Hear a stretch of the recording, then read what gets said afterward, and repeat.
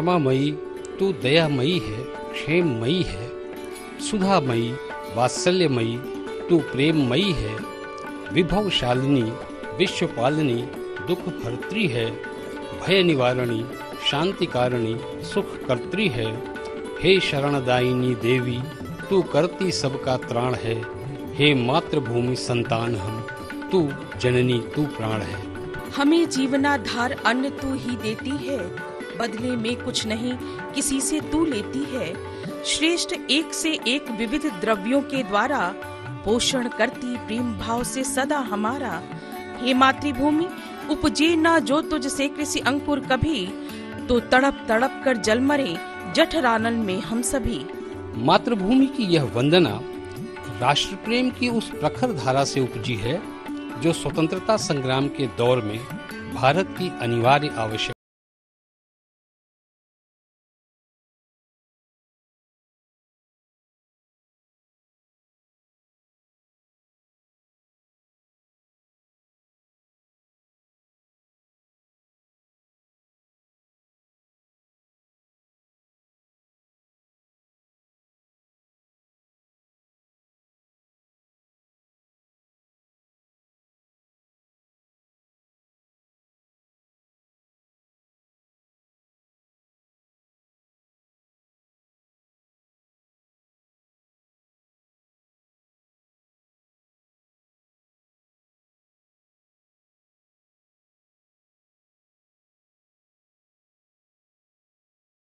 का यह भगीरथ काम कर रहे थे। देश के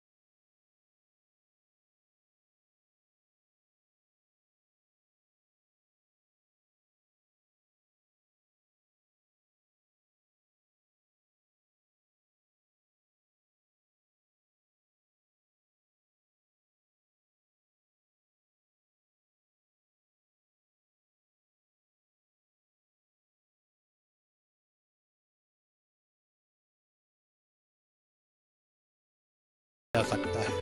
हमारे यहाँ हमारा भारतीय प्राचीन गौरव, उसकी परंपराएं सारे देश को और पूरे विश्व को एक संदेश देती है। उसके अंदर मानवता की, सहिष्णुता की और पूरे समाज को एक करने की, समानता की एक वहाँ पर सही उनको दिशा दी गई है। हमारे यहाँ सर्वे भवन्तु सुखना की बात कही गई है। सर्वे भवन्तु सुखना किसी जाति विशेष और प्रांत के लिए, पूरे विश्व के लिए कि सारा विश्व एक हो, उनमें सब में सहिष्णुता हो, समानता हो, सद्भावना हो और हमारा विश्व पूरा एक परिवार है। आज ग्लोबलाइजेशन की बात की जा रही है, लेकिन ग्लोबलाइजेशन तो हमारे यहाँ प्राचीन काल से चला आ रहा है, जहाँ भी हम कहते हैं कि सर्वे भवन्तु सुखना, सर्वे सन्तु निरामया और विश्व बंधुत्व की भावना। हम कहते हैं सारा विश्व हमारा है। विश्व बंधुत्व की भावना हमारे यहाँ प्राचीन काल से चली आ रही है कि सारा विश्व हमारा है, सारे विश्व हमारे तो ये मानवतावादी जो हमारी भारतीय संस्कृति की उदात्त परंपराएं हैं, उनको आज पुनः संरक्षित करने की, संवर्धित करने की बहुत ही महती आवश्यकता है। क्योंकि ग्लोबलाइजेशन के कारण, औद्योगिकरण के कारण यहाँ का समाज दिग्भ्रमित सा हो गया है। केवल भौतिकता से, भौतिकवादी वस्तुओं से क्षणिक प्रसन्नता ग्रहण करने के लिए संस्कृतियों में घालमेल हो रहा है। उस घालमेल में वो विवेक शून्य हो रहा है कि हमें क्या अपनाना चाहिए, क्या नहीं अपनाना चाहिए। तो आज पुनः इसकी महती आवश्यकता है कि हमारी पुराने मूल्यों को, पुरानी भारतीय संस्कृति को, उसके परंपराओं को, उसके जो नीति और मूल्य हैं, उनको पुनः स्थापित किया जाए, ताकि आने वाली पीढ़ी जो है हमारी उदात्त सांस्कृतिक मूल्यों से पोषित हो, पल्लवित हो और देश समाज को एक नई दिशा दे सके। मैथिली शरण गुप्त जी को हम एक आशावादी कवि के रूप में याद करते हैं। इसके अलावा वो समय चक्र पर भरोसा करने वाले कवि हैं। उनको ये लगता है, ये उन्होंने ये महसूस किया है कि ये जो समय का चक्र है ये कभी ऊपर जाता है, कभी नीचे जाता है, कभी ऊपर जाता, कभी नीचे जाता। अगर इस समय वो नीचे है तो इसको ऊपर भी जाना है। और जो गति अगर इसकी धीमी हो गई है या रुक गई है तो सबका ये कर्तव्य है कि कर्म करे और उसमें गति लाए, जिससे जो पतन की स्थिति अगर वर्तमान में है तो भविष्य में उसको उत्थान की गति दी जा सके। इस कर्म सिद्धांत को उन्होंने बढ़ाया और इसको प्रेरित किया लोगों को। उन्होंने जिस कालखंड में वो थे वो महात्मा गांधी का कालखंड था और संघर्ष का कालखंड था। उस संघर्ष के युग में उन्होंने राष्ट्र के लिए राष्ट्र भक्ति का पाठ पढ़ाया लोगों को और मातृभूमि के लिए कहा कि वो हमारी माँ है, वो सबके लिए है और हम सबके लिए हैं और इसलिए मातृ की भूमि की पूजा करनी चाहिए, राष्ट्रभक्ति करनी चाहिए। और उन्होंने ये भी कहा कि यदि किसी में जाति पाति भेदभाव है तो वो सबके लिए उसको दूर रखना चाहिए, उस पर ध्यान नहीं देना चाहिए। भविष्य में जो भी गलतियां हुई हैं, जो भी चीज़ें गलत हैं उनसे उनको छोड़ देना चाहिए और अच्छी चीज़ों को लेके हमें आगे बढ़ना चाहिए। राष्ट्र कवि मैथिली शरण गुप्त का उत्तर प्रदेश के झांसी जनपद के चिरगांव में 3 अगस्त 1886 में हुआ था। उनके पिता सेठ रामचरण राम भक्त थे और इस नाते वे भजन, कविता आदि की रचना किया करते थे। उनकी माता काशीबाई भी धार्मिक महिला थीं। गुप्त जी को माता पिता के संस्कारों ने ही भारतीय संस्कृति और कविता की दीक्षा दी। गुप्त जी की स्कूली शिक्षा ज्यादा नहीं हो पाई, लेकिन लोक से उन्हें अच्छी दीक्षा मिली। लोक से जुड़ाव के कारण लोक में प्रचलित संत कबीर के वे भक्त हो गए। पिता से कविता के और लोक से कबीर के संस्कार पाकर वे निखर गए। तरुणाई में उन्होंने देश में स्वाधीनता संग्राम देखा और युवा होते ही वे उसमें कूद पड़े। महात्मा गांधी के संपर्क में आने पर उनकी प्रेरणा से वह भारतीय संस्कृति, उसकी परंपराओं, मूल्यों पर आधारित समाज को जगाने वाली रचनाएं करने लगे। गुप्त जी की रचनाओं ने भारत के बौद्धिक जगत में हलचल मचा दी। वे गांधी जी के प्रिय कवि बन गए। 1936 में गांधी जी ने उन्हें मैथिली शरण काव्य मान ग्रंथ भेंट करते हुए मंच से राष्ट्र कवि कहकर संबोधित किया। इस अवसर पर महात्मा गांधी ने कहा, मैं तो मैथिली शरण जी को इसलिए बड़ा मानता हूँ कि वे हम लोगों के कवि हैं और राष्ट्र भर की आवश्यकता को समझकर लिखने की कोशिश कर रहे हैं। महावीर प्रसाद द्विवेदी जब झांसी में रेलवे में नौकरी करते थे, तब मैथिली शरण गुप्त ने बड़े भाई के साथ जाकर उनसे मुलाकात की। पहली मुलाकात में ही द्विवेदी जी गुप्त जी की काव्य रचनाओं से इतने प्रभावित हुए कि उन्होंने उनसे ब्रज भाषा की जगह खड़ी बोली में रचनाएं करने का आग्रह किया। द्विवेदी जी के आग्रह पर गुप्त जी खड़ी बोली में रचनाएं करने लगे। बाद में द्विवेदी जी जब सरस्वती पत्रिका के संपादक बने तो मैथिली शरण गुप्त सरस्वती में प्रमुखता से छपने लगे और इस तरह साहित्यिक जगत में वो शीर्ष स्थान पर पहुंच गए। यही कारण है कि द्विवेदी जी को गुप्त जी अपना गुरु मानते थे। गुप्त जी ने 59 वर्षों के अपने रचना काल में गद्य, पद्य, नाटक, अनुदित और मौलिक कुल 74 रचनाएं की। इनमें 2 महाकाव्य, 20 खंड काव्य, 17 गीति काव्य और 4 नाटक महत्वपूर्ण हैं। गुप्त जी की प्रमुख रचनाओं में पंचवटी, साकेत, जयद्रथ वध, यशोधरा, द्वापर, झंकार, जय भारत हैं। गुप्त जी को हिंदुस्तानी अकादमी पुरस्कार, मंगला प्रसाद पारितोषिक, साहित्य वाचस्पति आदि अनेक सम्मान प्राप्त हुए। उन्हें डी.लिट की उपाधि भी प्रदान की गई। गुप्त जी की साहित्यिक साधना और ऊंचाई को देखते हुए उन्हें 1952 में राज्यसभा का सदस्य मनोनीत किया गया। राज्यसभा का उनका कार्यकाल अगले सत्र में भी बढ़ा दिया गया और इस तरह लगभग 12 वर्षों तक वे राज्यसभा के सदस्य रहे। 1952 में ही उन्हें पद्म भूषण का राजकीय सम्मान दिया गया। गुप्त जी का निधन 12 दिसंबर 1964 को झांसी में हुआ। जहाँ तक देश प्रेम, मातृभूमि प्रेम का प्रश्न आता है, यह भारतीय संस्कृति से जुड़ा हुआ प्रश्न है। भारतीय संस्कृति देश प्रेम, मातृभूमि इत्यादि शब्दों से प्रारंभ से ही लवरेज रही है। जैसा मैंने कहा, गोस्वामी तुलसीदास ने भी अपनी बात नहीं कही है। गोस्वामी तुलसीदास जी ने वाल्मीकि रामायण, कंब रामायण इत्यादि से जो मक्खन निकाला था, जो बात निकाली थी कि लंका विजय के बाद राम से लक्ष्मण कहते हैं कि अब अयोध्या जाने की क्या आवश्यकता है। अयोध्या में भरत जी स्थापित हो चुके हैं, जनता सुखी है, यहाँ सुग्रीव सुखी हैं किष्किंधा में, लंका में रावण का राज्य हो चुका है। हम लोग अब यूँ ही अपना जीवन इधर ही गुजार दें। राम ने उनसे कुछ कहा नहीं, कहा हम लोग उत्तर से आए थे लंका में, लंका की राजधानी तक रहे हैं, चलने के पहले मैं चाहता हूं कि तुम जरा दक्षिणी लंका में घुमाओ। और जैसे ही लंका की राजधानी से अंदर गांवों में जाते हैं लक्ष्मण, हर आदमी अपने सर पर एक अंगीठी लिए मिलता है, उसमें आग जलती रहती है।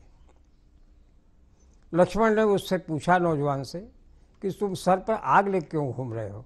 और सबके सर पर आग है, सब लोग सर पर हंडिया रखे हुए हैं, उसमें आग जलाए हुए हैं। तो वो कुछ बताता नहीं, अपने मुखिया के यहाँ पहुँचा देता है। और मुखिया ने भी तुरंत एक हांडी में आग लक्ष्मण के सर में बांध दिया और कहा कि यहाँ एक छोटी सी चिड़िया होती है जो केवल सर में डंक मारती है, और डंक मारती है इतना जहरीला होता है कि वो तुरंत व्यक्ति गिरता है और मर जाता है, इसलिए हम लोग सुरक्षा के लिए लगाए।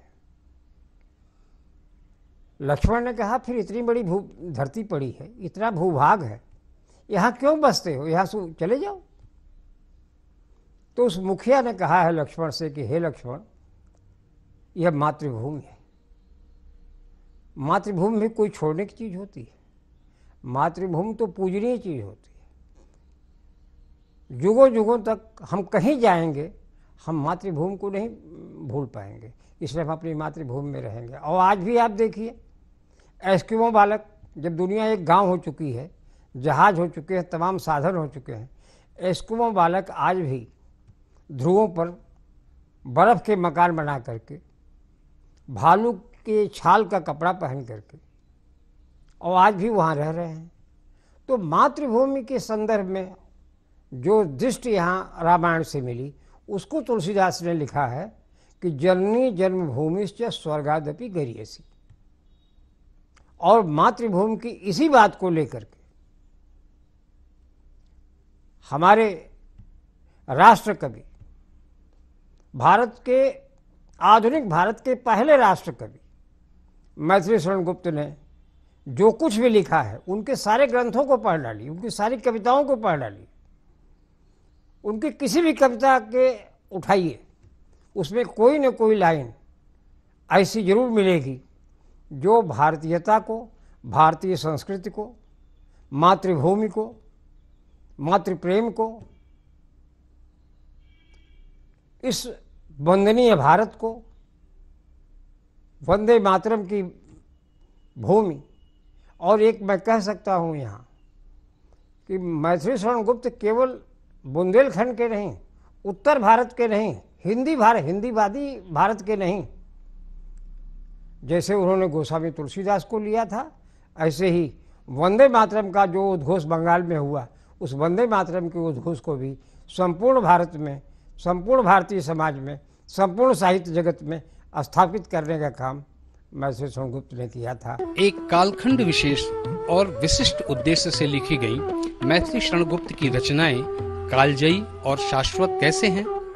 एक विशेष परिस्थितियों में सृजित रचनाएं 75-80 वर्षों के बाद भी कैसे प्रासंगिक हैं? क्या हमारा समाज इतने वर्षों बाद भी वहीं का वहीं खड़ा है या उन जैसी स्थितियों में फिर फंस रहा है?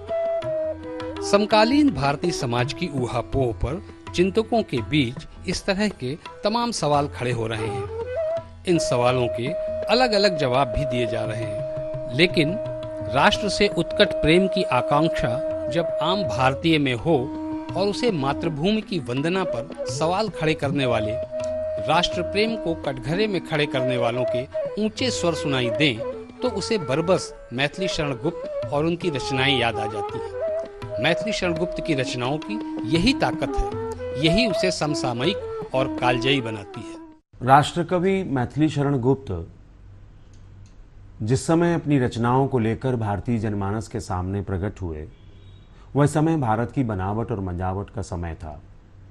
1910 में भारत भारती जब प्रकाशित होता है, उनका प्रबंध काव्य, तब भारत की जनता के लिए साहित्यिक भाषा का गढ़ा जाना जरूरी था। साथ साथ भारत की जनता को एक ऐसी दिशा में ले जाने की जरूरत थी जो राष्ट्र निर्माण और राष्ट्र को ऊंचाई देने की जरूरत थी। हालांकि आज़ादी का लड़ाई का समय था, लेकिन एक ऐसी धारा जो मैथिली शरण गुप्त जी लेकर चल रहे थे कि हम वो राष्ट्र बना देंगे जो अपने आप में आज़ादी का एहसास करेगा और उसे यह एहसास होगा कि हम दुनिया को रास्ता दिखाने वाले देश हैं। विश्व गुरु की जो कल्पना हम आज दुनिया में कर रहे हैं भारत के लिए, उसकी कल्पना तब ही मैथिली शरण गुप्त ने कर डाली थी और ये कहा था कि हम ही हैं जो दुनिया को रास्ता दिखा सकते हैं। यह आभास देना भारत की जनता को, ये बहुत बड़ी चीज़ थी जो उन्हें कालजयी बनाती है, उनकी रचनाओं को कालजयी बनाती है। मैथिली शरण जी का योगदान गांधी युग को एक तरीके से स्वर देने का रहा है। गांधी इसीलिए उन्हें राष्ट्र कवि कहकर संबोधित करते रहे, उन्हीं के द्वारा उन्हें राष्ट्र कवि की उपाधि भी मिली। हम ये कह सकते हैं कि जनता की भाषा में जनता के लिए लिखने वाले कवि बहुत होते हैं। प्रेमचंद अगर कथा की भाषा गढ़ रहे थे तो मैथिली शरण गुप्त उसी समय कविता की भाषा गढ़ रहे थे। और जिस राष्ट्र को भाषा मिल जाती है, जिस जनता को भाषा मिल जाती है, वह अपने आप में अपना अस्तित्व प्राप्त कर लेता है और अपनी रास्ते खुद बनाने लगता है। मैथिली शरण गुप्त का योगदान इसीलिए महत्वपूर्ण माना जाएगा। भारतीय संस्कृति ऐसी संस्कृति है जिसके कारण हमारा भारतवर्ष इतना विश्वगुरु था, उसको सब विश्वगुरु के रूप में देखते थे। और आज उसकी स्थिति अगर ऐसी है कि वो अधःपतन की ओर है, तो हम सबका ये कर्तव्य हो जाता है कि हमको पुनः पुराने मूल्यों को फिर से लाना चाहिए और उसको आज के संदर्भ में प्रयोग करते हुए हम अपने को फिर से विश्वगुरु बनाने की स्थिति में ला सकते हैं। हमारी संस्कृति में है सर्वजन हिताय सर्वजन सुखाय, जो सबका हित करे, जो सबके लिए उपयोगी हो, वो हमें करना चाहिए। हमारी संस्कृति में है सर्वे भवन्तु सुखिनः सर्वे सन्तु निरामयाः सर्वे भद्राणि पश्यन्तु मा कश्चित् दुर्भाग् भवेत्। इस सूत्र के हिसाब से सभी सुखी रहें, सभी निरोगी रहें, सब कोई भी दुख न पाए। इसके अलावा हम ये चाहते हैं, हमारे उसमें मैथिली शरण गुप्त जी ने ये कहा कि पुरानी जितनी भी गलत चीज़ें हैं उनको छोड़ दीजिए और जो कल्याणकारी चीज़ें हैं उनको आप ग्रहण करके वर्तमान में उसका लाभ लें।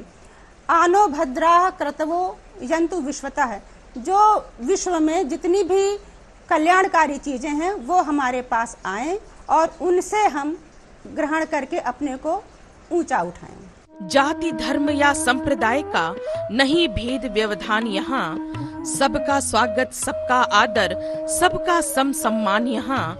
राम रहीम बुद्ध ईशा का सुलभ एक सा ध्यान यहाँ, भिन्न भिन्न भव संस्कृतियों का गुण गौरव का ज्ञान यहाँ। भारत का गौरव और श्रेष्ठ भारतीय परंपराओं की पुनर्स्थापना आज एक बार फिर समय की अनिवार्य आवश्यकता बन गई है। हर जाति, धर्म, संप्रदाय और हर तरह की विचारधारा को जानने, समझने और अपने भीतर आदर पूर्वक समाहित करने वाली भारतीय संस्कृति आज संकीर्णता, असहिष्णुता जैसे आक्षेपों के घेरे में लाई जा रही है। एक ओर भारत को विश्वगुरु तथा समृद्धशाली बनाने की कोशिशें हो रही हैं, तो दूसरी ओर सामाजिक विसंगतियां बढ़ाई जा रही हैं। ऐसे में निसंदेह एक बार फिर अपने अतीत को खंगालने और उससे भविष्य का पाठ पढ़ने की आवश्यकता हो गई है। स्पष्ट है कि इस क्रम में हमें फिर मैथिली शरण गुप्त याद आते हैं। मैथिली शरण गुप्त जी एक देशभक्त, राष्ट्रीय चेतना से ओतप्रोत महान साहित्यकार और कवि थे। स्वतंत्रता संग्राम के समय उन्होंने देश में, समाज में और नवयुवकों में एक नव जागरण पैदा किया, उनके अंदर उत्साह पैदा किया, क्योंकि विदेशी आक्रांताओं के कारण उनके अंदर आत्मविश्वास खो रहा था। नवयुवक हतोत्साहित हो रहे थे। उनको उत्साहवर्धन के लिए, उनके अंदर नव चेतना जागरण करने के लिए और स्वदेश प्रेम के लिए अपनी भारत भारती द्वारा जो उन्होंने रचना करी, भारत भारती में देश प्रेम की उन्होंने जो पंक्तियां लिखी, उसके कारण देश समाज को एक नई चेतना मिली, एक नव जागरण हुआ। और गांधी जी ने स्वतंत्रता के पहले ही उनको राष्ट्र कवि की उपाधि से सम्मानित किया।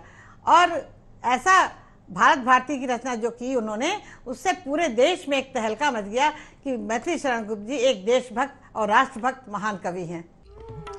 हम कौन थे, क्या हो गए और क्या होंगे अभी, आओ विचारें आज मिलकर यह समस्याएं सभी। भारतीय संस्कृति का मूलाधार राष्ट्र प्रेम और मानवता है। यह दोनों शब्द यानी राष्ट्र प्रेम और मानवता ऊपर से भले दो स्वतंत्र अस्तित्व वाले शब्द लगे, लेकिन भारतीय संस्कृति के संदर्भ में यह दोनों अन्योन्याश्रित हैं। भारतीय संस्कृति के संदर्भ में यह भी कहा जा सकता है कि राष्ट्र प्रेम से ही मानवता जन्म लेती है। राष्ट्र प्रेम का अर्थ देश के पहाड़ों, नदियों, ऐतिहासिक और तीर्थ स्थलों या भवनों से प्रेम करना नहीं होता।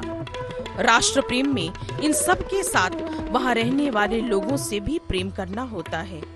लोगों के प्रति यही प्रेम भाव पड़ोस से शुरू होकर जिला, प्रदेश और देश से भी आगे बढ़कर समूचे विश्व, समूची मानवता को अपने घेरे में ले लेता है। भारतीय मनीषा इसी सोच से वसुधैव कुटुंबकम का घोष करती है। निसंदेह विश्व बंधुत्व की यह सोच दुनिया की किसी दूसरी संस्कृति में नहीं है। अब ऐसे में राष्ट्र प्रेम समाप्त हो जाए तो बंधुता की बात कहां से आएगी? सामाजिक समरसता खोखला नारा बनकर रह जाएगी। इस देश के नायक, महानायक और लंबे समय बाद मैं कह सकता हूं, दुनिया की कोई भी व्यक्ति कोई और राय रख सकता है, लेकिन यह सही है कि विश्व मानवता आज दो ही जगह खड़ी है, या तो आइंस्टाइन के पास खड़ी है या तो महात्मा गांधी के पास खड़ी है। और इसी दो में से भारत को, दुनिया को, विश्व मानवता को एक रास्ता पकड़ना पड़ेगा। और ऐसे महात्मा गांधी ने भी इस भारत की भूमि पर मैथिली शरण गुप्त को राष्ट्र कवि माना था। और मैं महात्मा गांधी का उतना ही समादर करता हूँ जितना भारत के किसी भी अवतारी पुरुष का करता हूँ। हमारी स्मृति परंपराओं में ही अपनी धरती से जुड़ना, अपनी संस्कृति से जुड़ना बना हुआ है और वो लगातार चला रहा है। हमारी स्मृति परंपराएं ये बताती हैं कि हम अपनी धरती से प्रेम करते हैं, अपने राष्ट्र से प्रेम करते हैं। और यही वजह रही है कि हमारी जो थाती बनी भारतीयता की, उसका राष्ट्र प्रेम और उसमें जो हमारा यूं कहा जाए कि अपने राष्ट्र के प्रति समर्पित होकर पूरी मानवता को ले लेना, ये शामिल हुआ। हमारे यहाँ अगर स्मृति परंपराओं में मानवीय गुण ना होते तो हमारा समाज इतना बेहतर नहीं होता।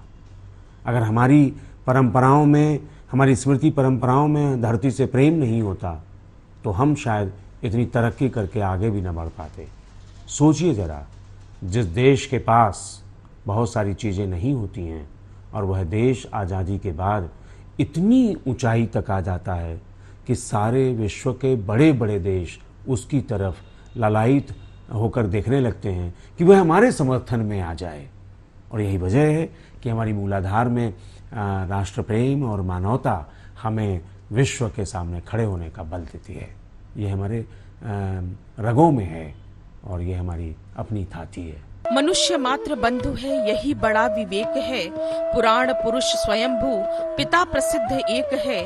फलानुसार कर्म के अवश्य बाह्य भेद हैं, परंतु अंतरैक्य में प्रमाणभूत वेद हैं।